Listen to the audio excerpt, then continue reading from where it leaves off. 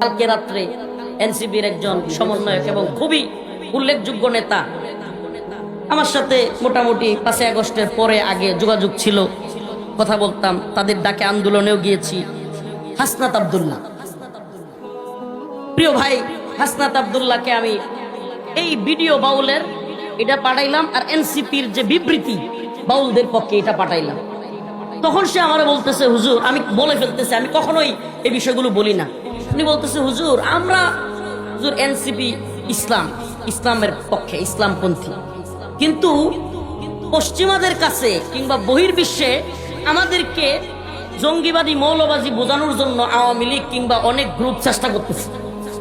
এই জন্য আমরা কিছুটা এরকম, তবে আমরা এই বাউল আবুল সরকারের ভিডিও আমরা দেখি নাই।